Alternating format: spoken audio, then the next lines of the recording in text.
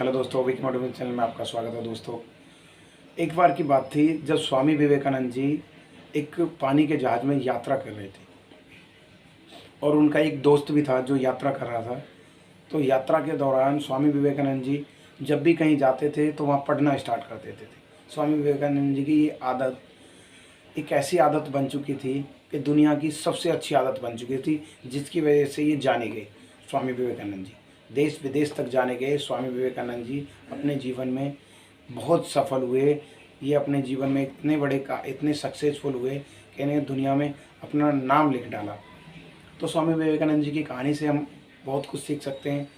अब क्या होता है कि ये एक बोट में जाते हैं, पानी के जहाज़ में जाते हैं, और पानी के जहाज़ में जब जाते हैं तो यात्रा के दौरान ये सुबह सुबह का टाइम था, तो ये कुछ पढ़ना पसंद करते थे। तो ये बोट वाले से पूछते हैं कि आपके पास कुछ पढ़ने के लिए मिलेगा। तो जो जहाज़ चला रहा था वो व्यक्ति कह रहा था कि ठीक है, मैं आपको दे सकता हूँ।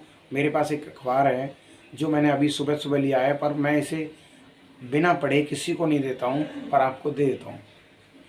तो वो स्वामी विवेकानंद जी को अखबार दे देता है और अखबार स्वामी विवेकानंद जी पढ़ते हैं। तो वो पूरा अखबार पढ़ लेते हैं स्वामी विवेकानंद जी। फिर उनका दोस्त भी उनसे कहता है कि क्या ये अखबार मुझे दे सकते हैं।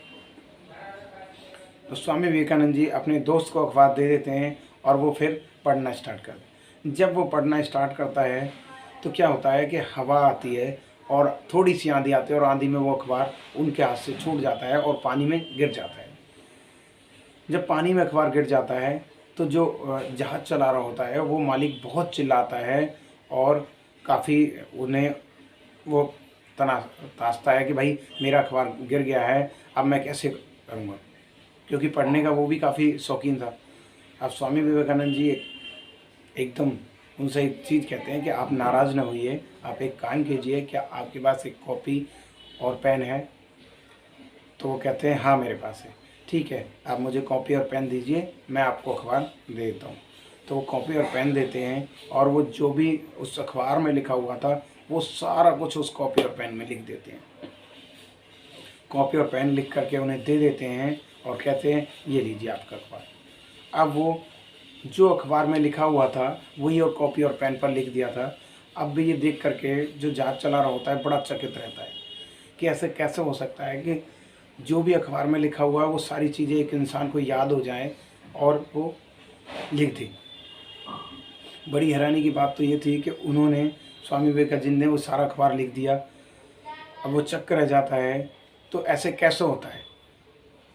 तो स्वामी विवेकानंद जी कहते हैं ये तो मेरी पढ़ने की आदत है। स्वामी विवेकानंद जी को ये आदत कैसे लगी? ये दिन में डेली स्टार्टिंग की जब आदत थी इनकी, तो ये कुछ नहीं करते थे, ये सिर्फ पढ़ने पे ध्यान देते थे। काम कम, फोकस पढ़ना। तो इन्होंने क्या करा, किताबों को दिलचस्पी बना लिया अपने अंदर, किताबों को।